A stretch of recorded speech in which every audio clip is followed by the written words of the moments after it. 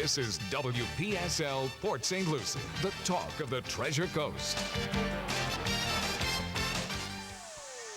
The opinions on this program are those of the program host and guest and not necessarily those of WPSL. WPSL does not endorse products that may be mentioned. Any reproduction or retransmission of this broadcast is strictly prohibited without written consent of WPSL. Legal questions? Ask a lawyer. Give us a call at 340-1590, 340-1590 here at the studios of WPSL. And Ask a Lawyer with your host, attorney Stuart M. Adress. Good morning. I am Stuart Adress, and this is Ask a Lawyer, September 27th, 2019. And oh, what a week it has been, hasn't it? I don't know. I caught up on my sleep because there was no news. No news at all. And we know these days when there's no news, it's good news. That's so true. When there's any news, it's bad news. Yeah, and there was tons. And, I really don't intend to deal with that today. I still am trying to finish the FMLA today, but, these things that have been going on this week, they're all legal related. They all deal with Article 1, 2, and 3 of the Constitution. Power of Congress, power of the President, power of the judiciary.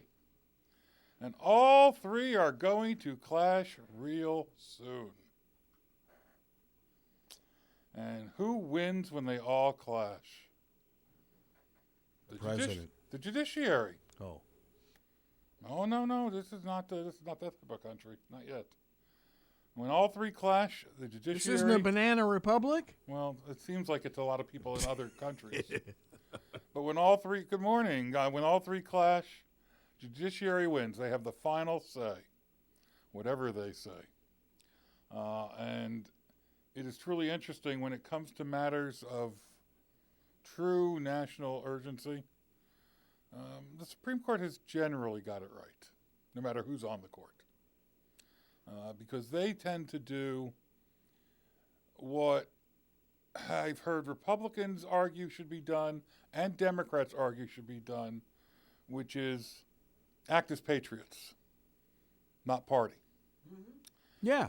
So the conservative justices on the court, if it comes to a matter like U.S. versus Nixon, tend to do what they believe the Constitution requires and is best for the country, not based upon their own political leanings. Same thing with, liberal justices. Sometimes you're surprised. Liberal justices rule on a case and extinguish or deny rights to individuals that you would think they would find in favor of, but they don't see it that way.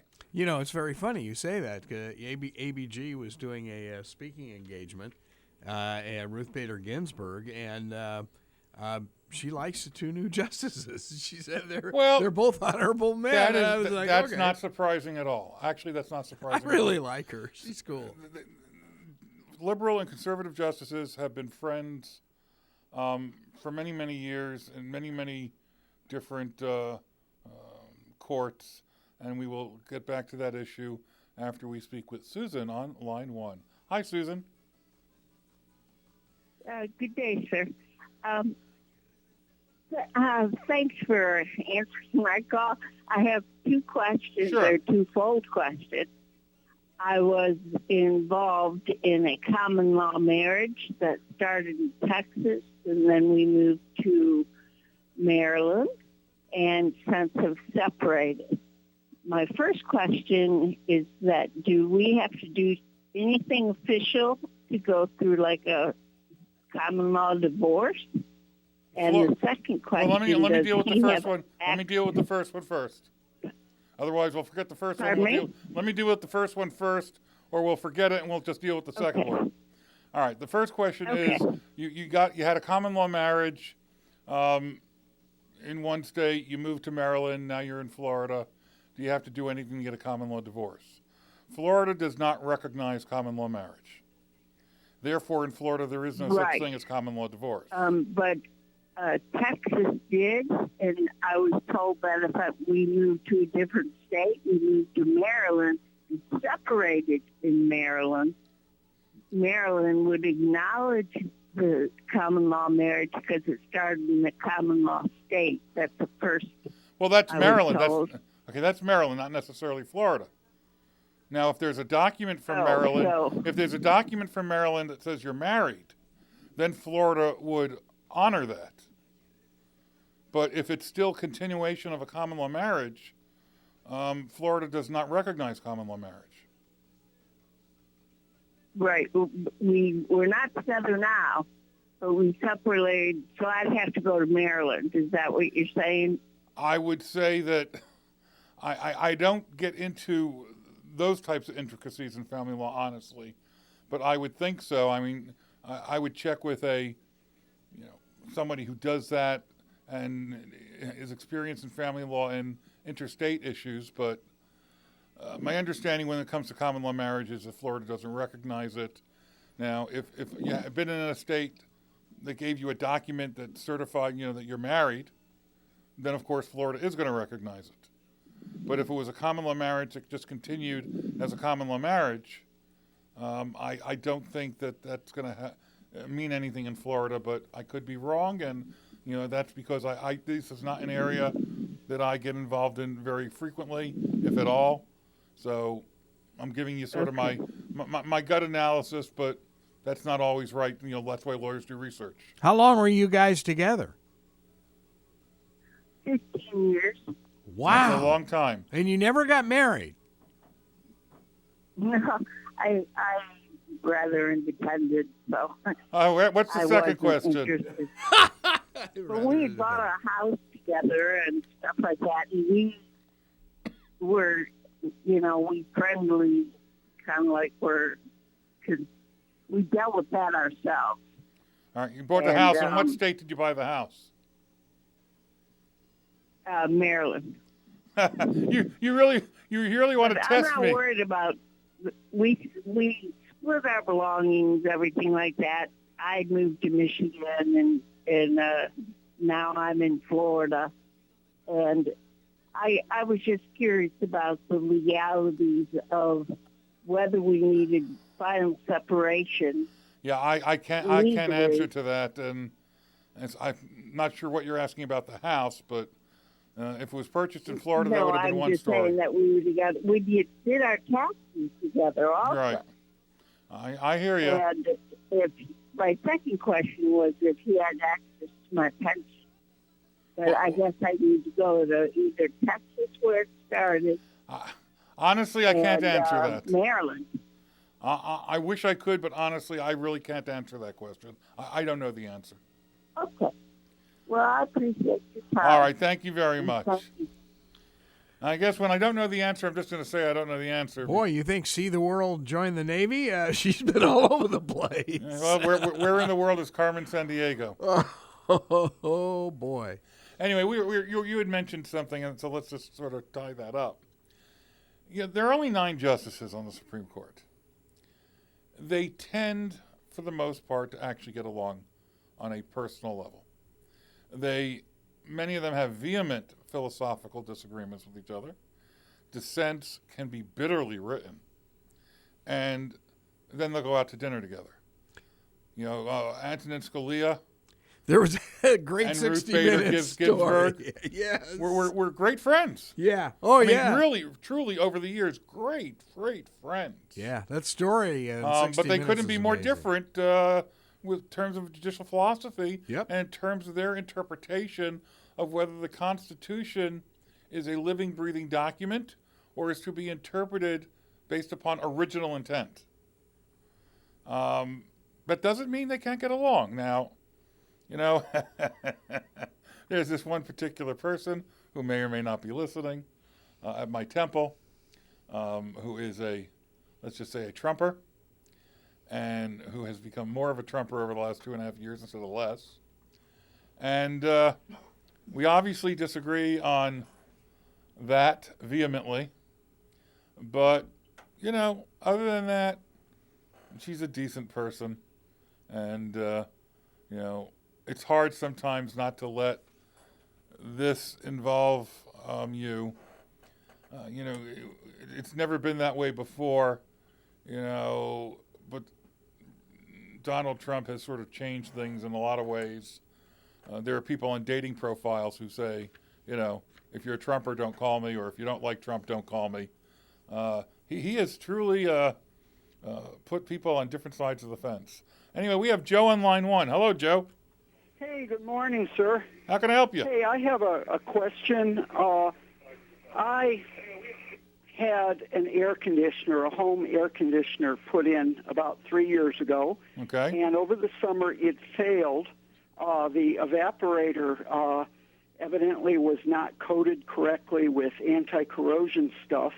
The company that built the air conditioner, which is a big company, and I won't mention their name, has gone through a lawsuit that ended in 2016, class action suit for this exact problem, and they made a lot of people whole in the class action suit, but they didn't start coating their evaporator unit. Well, mine corroded exactly the same way, and I called the company and I called the local installer that put it in, and they came and they repaired it and put a new evaporator coil in it, but I still got stuck paying for installation. They paid for the part, which is worth about $500. So how much was the installation? $900 for installation. Okay. I wondered if I had any recourse on that, since they knew it was a problem way back in 2016. Why weren't you a part of the class action? Because mine was put in at the end of 2016, and the class action ended in 2016. All right, so you basically have a new AC unit. It's not coated properly. The company has a class action against it. Either they lose or they settle. And well, they settled, I believe, you yes. have the same problem, and you basically got the coil replaced. And you're saying that the part was covered, but not the labor. Right. So, I mean, yeah, in my opinion, and the local air conditioning company, I mean, they knew they had. All right, legally, I agree with you. Okay, so do you think, like, if I did something, and I've never sued anybody in my life, but is this something like I ended up laying out about $900. All right, you're talking about small claims court? Right. Uh-huh. You're talking about a trial that lasts about 10 or 15 minutes. I don't know whether you would be able to prevail in small claims court. I hear the argument. I hear negligence. I hear products liability. I hear all the elements for a couple different causes of action. But you would not be able to get into, circuit court. You wouldn't want to pay that kind of money to a lawyer. No. So, I mean, have you contacted the company and asked them to reimburse you? They said they will pay for the part, which they did, and they will honor the part's warranty, which lasts 10 years. I said I've had it 3 years. And the settlement, the class action settlement, did they pay for installation? No. Well, it was if it happened more than once. And this was the first time it happened. And the new unit is. That doesn't matter about the new unit. That doesn't matter. Doesn't matter. I won't have any more trouble. It doesn't matter about the new unit right now. Okay. All right. The quick answer is I do think you have a cause of action based upon a defective product, a product design defect, but how you could economically handle something like that is problematic. You might want to call the class action council and see if they might be able to do something for you relatively quickly, because they know all the players in the class action. The class action council. Okay, that would be good. All right. Would I have would the installer here locally, would that company be involved, because they knew they were putting in ones that were liable to have a problem? They told me they had if they knew. Well, they have been replaced. Okay. They told me that they've replaced some of these 3 times before the new coating If they was put knew on. from a product's liability perspective, they would be liable as well. Okay, and I hate to bother them because they have been very nice, but from a legal point of view, that doesn't matter. I think your best bet would be to call the Class Action Council and see if they know something or know somebody who might be able to just get you paid. Well, thank you so much for your help. You're very welcome. Good luck. Thank you. Bye-bye. Wow, that's And there lies a real legal problem. You have a legitimate claim. It's worth a small monetary amount. It's significant to you. well, sure. But from the court's perspective, it's a small monetary amount. And you don't really have an effective remedy. Because small claims court is not the place to argue a products liability case. So what is this class action counsel? I've never even heard of something like that. There is obviously a class action against this air conditioning company. Right. Whoever represented the plaintiffs in the class action is the class action counsel for the plaintiffs. Oh, the attorney. The attorneys, yes. I get. Okay. I thought you So meant those a attorneys governing body. may know an attorney on the other side for the company or somebody within the company that they might be able to do a couple letters or a quick call and get this guy paid. Whereas judicially, I don't know that he has an effective remedy. I don't think a small claims court judge is going to really hear a products liability claim. Now, he might win in small claims court because the judge might just say to whoever shows up for the company, if anybody, this is ridiculous. You had a class action. This is a couple of years later. Judgment in favor of the plaintiff. Boom, bang. Okay, so what if he shows up and nobody at the air conditioning Then company he wins. shows up? He does win. Oh, yeah, he'd win by default. Yeah, but does he collect? Then he'd have to go about collecting. Oh, gosh. Okay. Winning a judgment is step one. Collecting is step two. Okay. Yeah. Yeah. Okay. Through 100 sometimes. Oh, boy.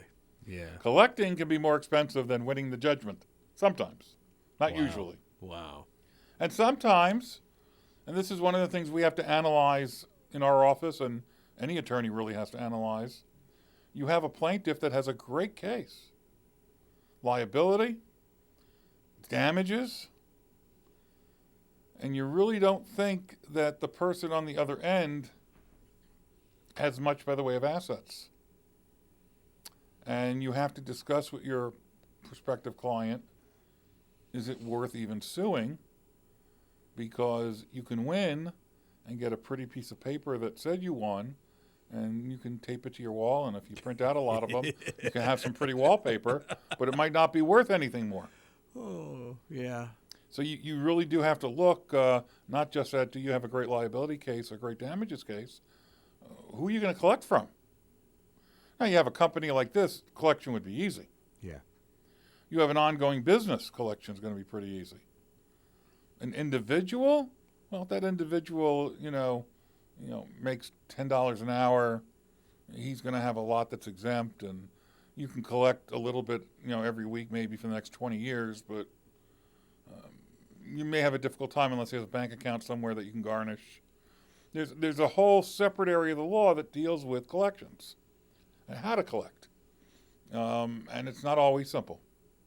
Wow. That can get complicated as well.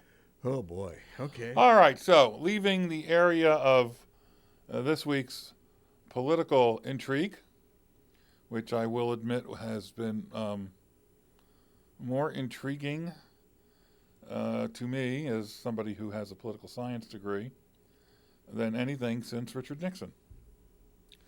In some ways, I think Richard Nixon handled it honorably. He resigned, yeah. But it's not just that he resigned.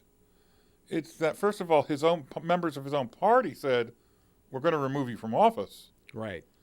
And so, he resigned instead of facing that.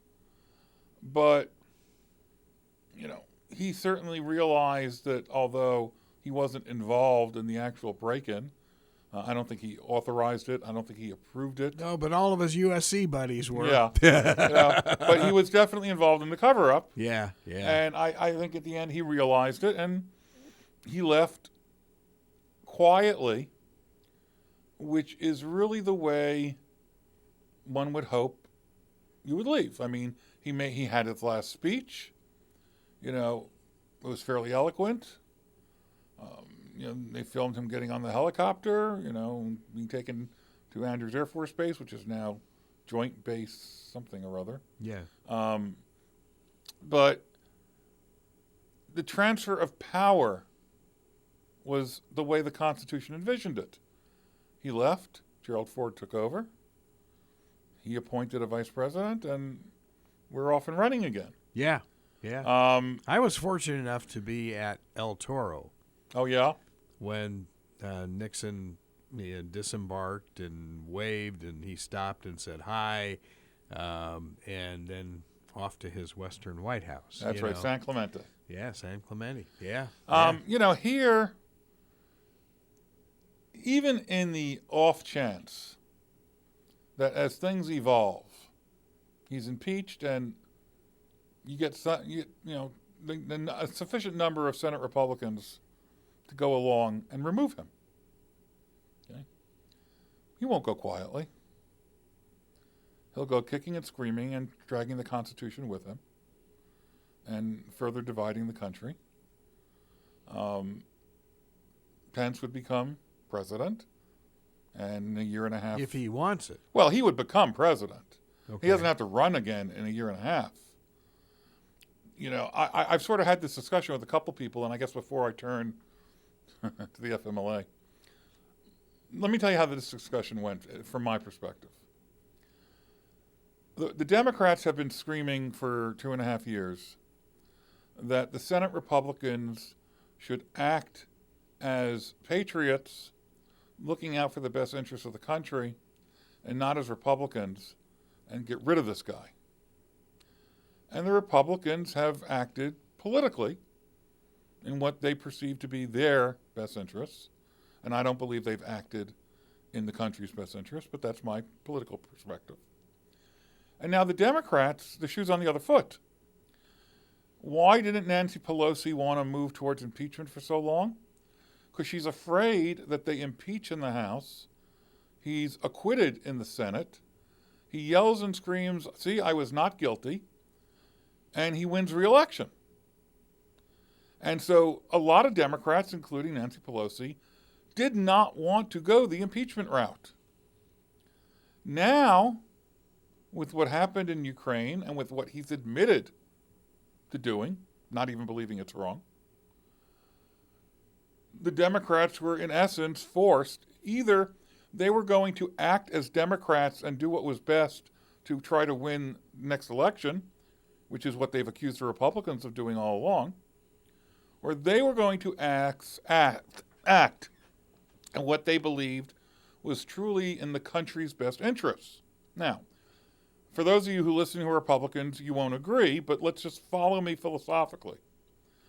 If you believe that these events are impeachable and that he should be impeached, then it should not matter that there's an election in a year and a half. It should not matter that if you impeach and he's acquitted, you may lose that at next election.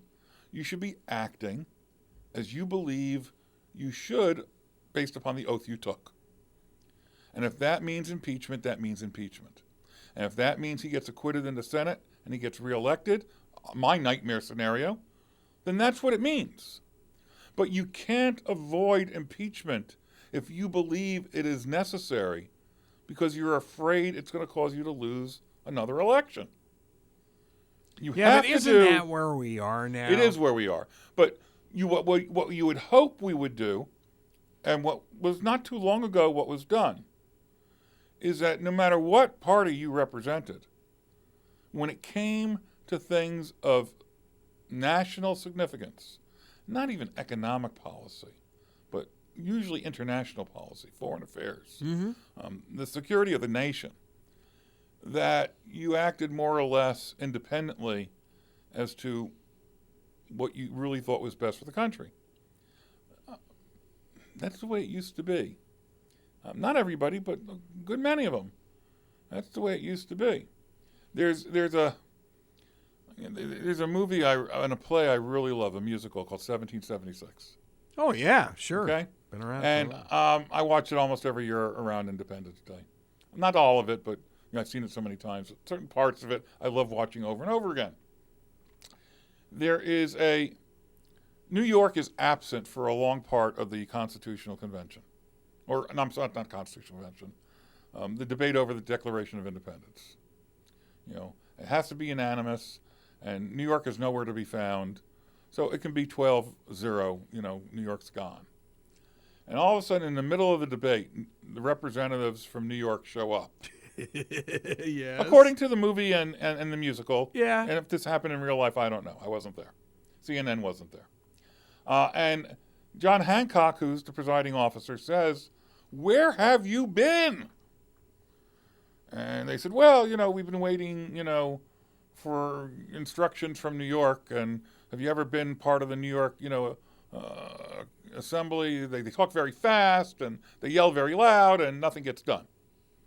But we're here now. Where do you stand on the issue of independence? We haven't received instructions yet. and we haven't yet decided." Interesting concept here, really important. We haven't yet decided whether our duty is to vote as our constituents would want us to vote, or is our duty to vote in the manner we believe best for the country or for the future country, even if that's not what the constituents want. Did the constituents elect us to do what they want, or did the constituents elect us to do what we believe to be best? That is a debate that every representative has to have, every senator. In their own mind, are they there to do what their constituents want, or are they there to do what they hear the facts are, to do what they believe is right? Now, I have my answer. I'm not saying it's the only answer. I believe you go and you do what's right. And if it costs you the next election, it costs you the next election. At least you have your integrity, okay? And, they finished the debate, and, it's 12-0, and according to the movie version at least, the head of the New York delegation says, "Oh, darn it. We don't have any instructions, but put us over in the yes column too." And it's now 13-0, and the declaration is passed, and, we're now a country. That's the question today, really, isn't it? For every representative and every senator. Am I there to vote on the issue of Donald Trump, how my constituents want me to vote? Or am I there to vote what I believe in my conscience, based upon the facts that I am privy to, what's best for the country? I think we've gotten too much into party Absolutely. politics. Well, the founding fathers did not like parties. They were afraid of party politics. Yeah. They would not have approved of this two-party system. And parties didn't really exist for 30 years, 40 years, and into the country.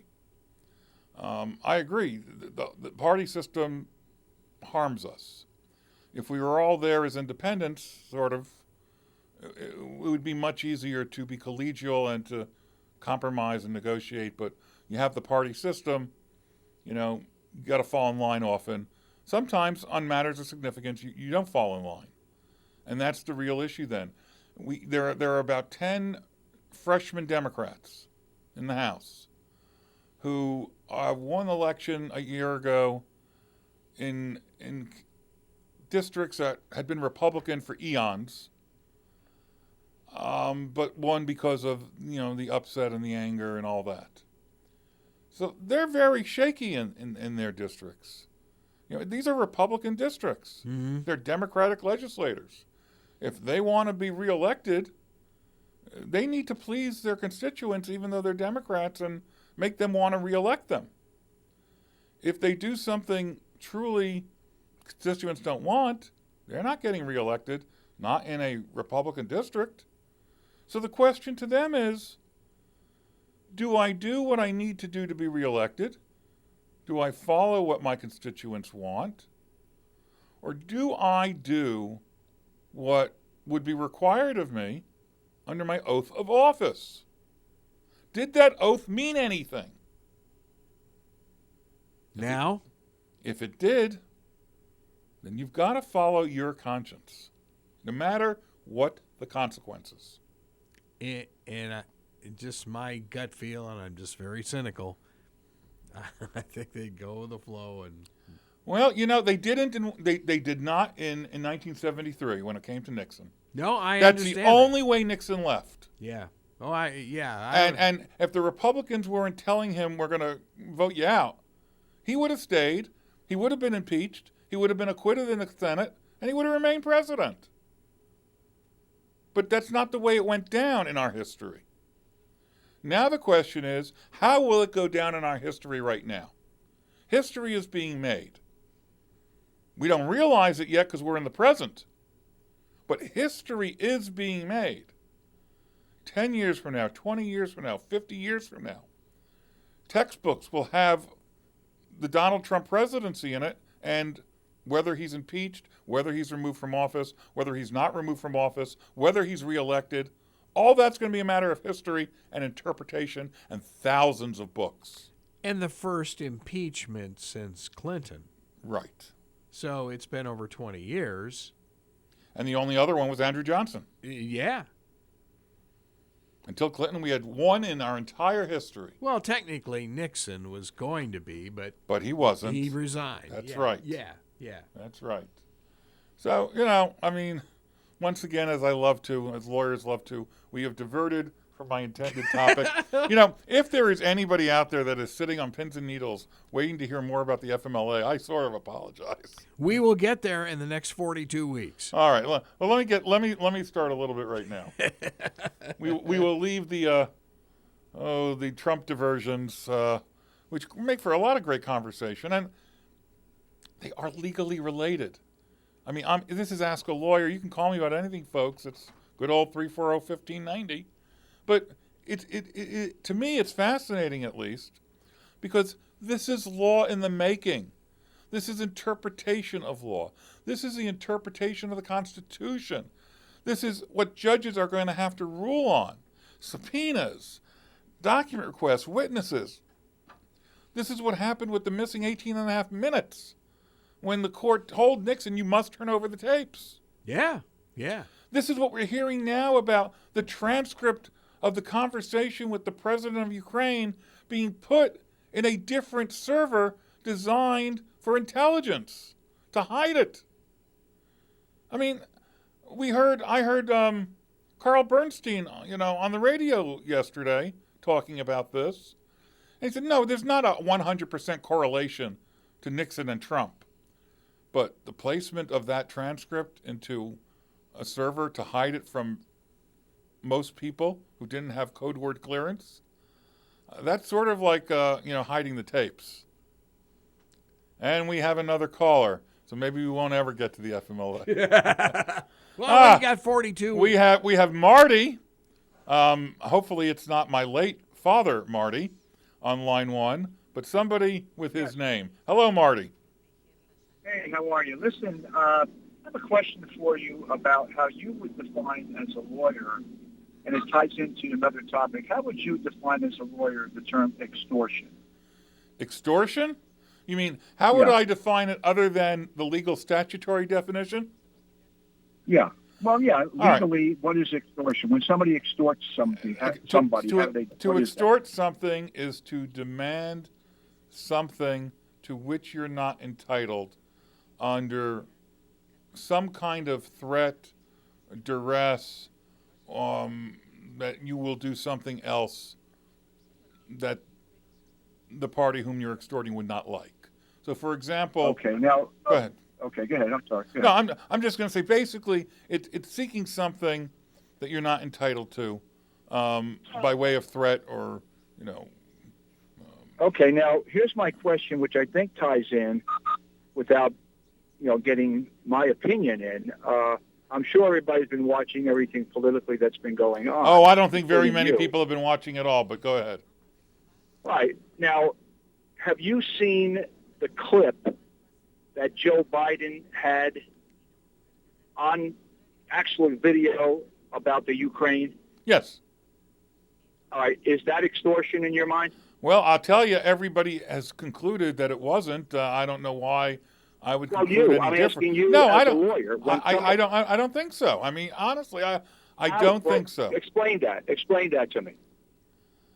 I don't know how to explain it to you other than to say I don't think there was a threat or a warning So, or all right, something. Let me get this straight then. So when he says, son of a bee, I said, if you don't fire the prosecutor, you're not going to get the money that the president said I have the authority to give you. And son of a bee, within 6 hours, he capitulated and fired the prosecutor. That's not extortion? Well, that's not exactly. In my book, I mean, I don't think you could get any clearer. It's like I grew up in Jersey. It's like a mob guy. Hey, I grew up running in to Jersey somebody too. with a business. That's extortion. Forget about it. Welcome to Jersey Talk. Oh. No, I first of all, that's extortion, not, man. it's Come not on. exactly the way the tape You're plays. showing your politics now. Come on, man. Of course, That's I'm. extortion Hey, any you way want to know cut it. something, Marty? I don't hide my politics. I'm very upfront about my politics, particularly on a station where I know most of the listeners don't agree with me on my politics, and that's okay. Well, I don't know how you could define extortion then, because that is clearly a case of extorting a political person quid pro quo. His son is involved. Now we're Tons of using the money. Latin Come quid on. pro quo. I love it. This is great. All right, I guess we're going to have to agree to disagree. I don't know what to tell you. Your position. All right, I know thank where you, you're coming. because I understand where I'll- you're coming from, and I don't mean that in a I'll check derogatory with way. another lawyer. I'll All check right. with another lawyer, because I would guarantee you 9 out of 10 lawyers. Really? So why didn't nothing happen? would say- Why has everybody concluded? Why has everybody concluded that there was no wrongdoing at all? Everybody. Why? I'll give you a very. You're going to give me a very cynical answer. Go ahead. They can't stand the president. All right. So I'm not asking for your that's, politics. That's a cynical They answer, can't because before the stand president the even president. existed, that happened. No. Okay. Trump wasn't If even you wanna Trump wasn't agree, even a baby. Let your other callers call in. All right. And if they say they don't think this is extortion, I'll tell you, God help this country. God bless America. Thank you. God for the bless call. America. I agree with you on that, and God help this country. I agree with you on that too. I love it. Oh man. See, now we can actually get the whole hour done with this now. You know, I mean, can. I'm never going to get very So far. much for the Family Leave Act. But what I was saying, this is law. Yeah. Oh, I mean, yeah. And you know, yeah. the funny thing is, I practice, in a sense, constitutional law. I practice most of my work, you know, is under discrimination. I practice civil rights, you know, which can be a whole bunch of the amendments, but you know, generally you're arguing you're depriving civil rights under the 14th Amendment. Which amendment was being violated? Could be the 8th Amendment, cruel and unusual punishment. It could be the 4th Amendment, right to privacy. You know, it could be a whole bunch. But in that area of my practice, I practice constitutional law, and I love it because I loved constitutional law when I was in law school. And as somebody also with a political science degree, I watch this stuff, and yes, I am a Democrat. Okay? Say it loud and clear, proud. I'll have my card in my pocket. But folks, I want to tell you something else. On a whole bunch of areas, I'm pretty conservative. By nature, lawyers are conservative. By nature, we're trained to question and doubt. We're trained to take the narrowest route to another place because it's the less likely to lead to litigation. You know, That makes sense. We yeah. try to guard against things, so we don't go broad, we go narrow. And that's how we're trained. And so it's interesting that when it comes to domestic policy, social issues, I've always been far liberal. Okay, people would, what I am, people would call dirty names. Okay, very liberal. When it comes to foreign affairs, the military, giving them what they need, I'm very conservative, which means giving them what they need. I believe in a strong military. I believe in a good, big military budget because I think the threat of offense is the best defense. And so I'm not, quote unquote, the typical Democrat who wants to take money from the military and give it to social programs. I believe the social programs need the money. I believe the arts and the humanities need the money. But I'm not going to take it from the military budget. Right. Military budget, So, I hate to say I'm a mixture because I don't consider myself that way. I consider myself a hardcore, strong Democrat. But I guess if I had been in Congress, you'd consider me a conservative Democrat because I'd be voting Republican on lots of these military and foreign affairs issues. But on social policy, I'd be towing the party line with the Democrats. And that's where I stand. So, folks, I know a lot of you are Republicans out there. I'm not a bleeding heart liberal. I'm a liberal in many respects. I do civil rights litigation, discrimination litigation. But I also have the conservative side of me. And I look at what is going on, despite my abhorrence of the man who sits in the White House and who I believe has sullied the presidency in horrific ways. An office which I truly respect. I believe even when you don't like the president, and I don't like, that's a lot different than despise.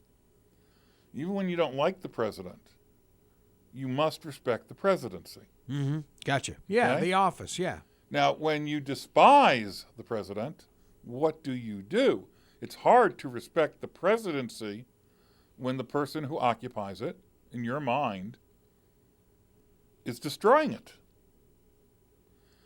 I've tried to explain, for example, to my son, when he was younger.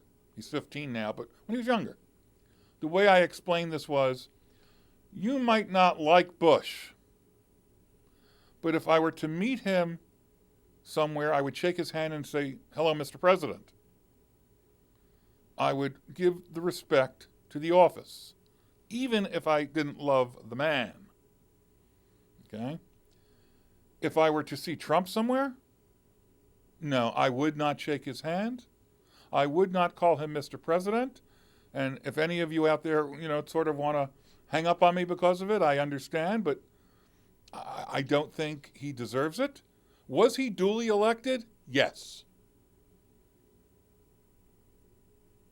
I left the silence there on purpose. Yes. Was it with Russian help?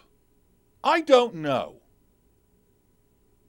They certainly tried to help, but how many votes did they influence? I don't know.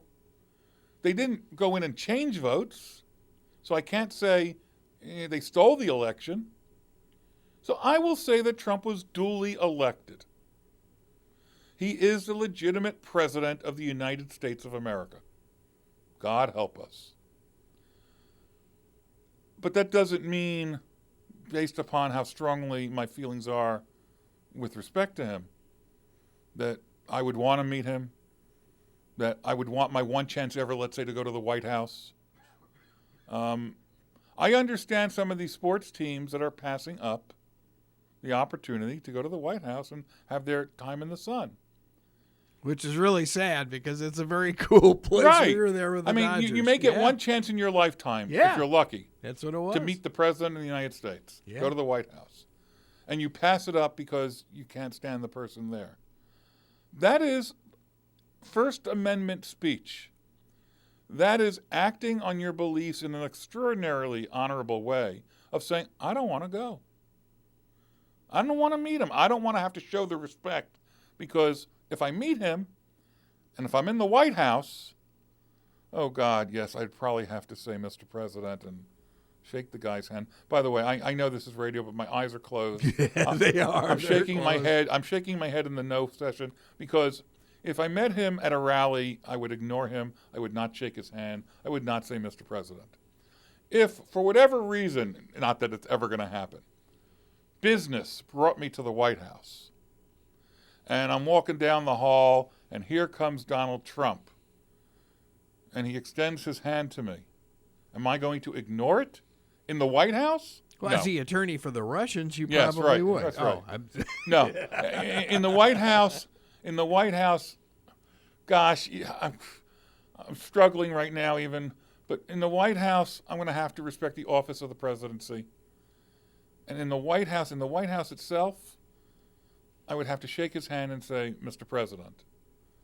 And then I'd have to go gargle and get the taste out of my mouth. It's funny you say that. There were so many players on the Dodger team that we all went into the Oval Office and that did not like President Reagan. Right.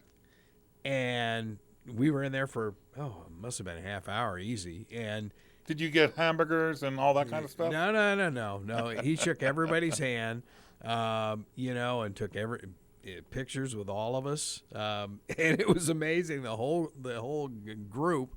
And it was funny when we got back on the bus. A lot of the players who said they didn't even want to go in. We're just saying, pretty cool guy. It was so funny. It was like, okay. But, yeah, I understand. It's tough. Believe me, I understand what you're saying. Yeah. So I clearly have my perspective on, yes, Teresa, even if Pence is involved.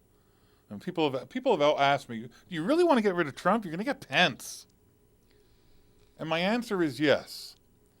Even though, my goodness, the way he looks at people who are different than him, the way he looks at homosexuality, the way he looks at LGBTQ rights, oh my God. I mean, what century is he from? And I don't mean the 20th. Okay?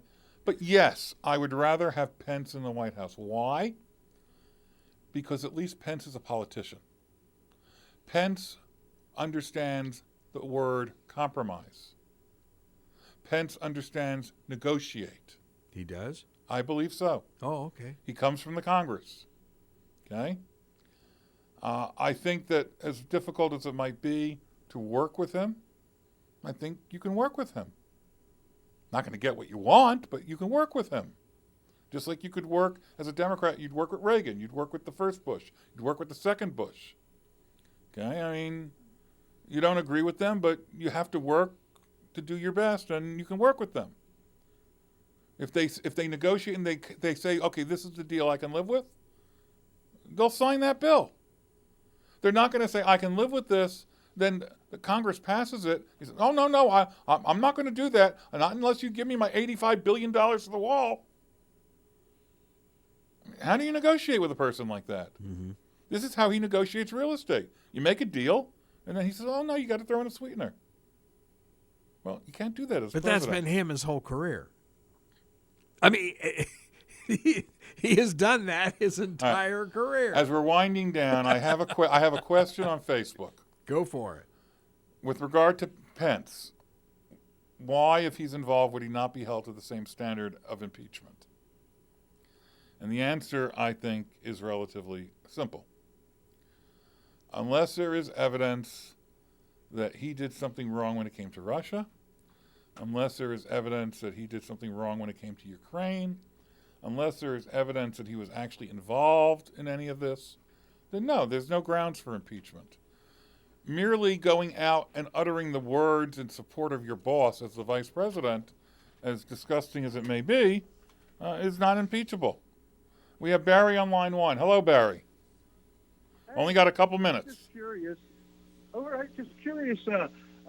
You obviously are against the president. Yes. You've commented multiple times about how you feel about it. But yet, how come our unemployment's record lows? How come the economy's doing so great? People are back to work. We are really? a powerful country now. And not only that, all you guys do is look at the negative. You won't accept anything that he's done good because it's hidden. You listen to...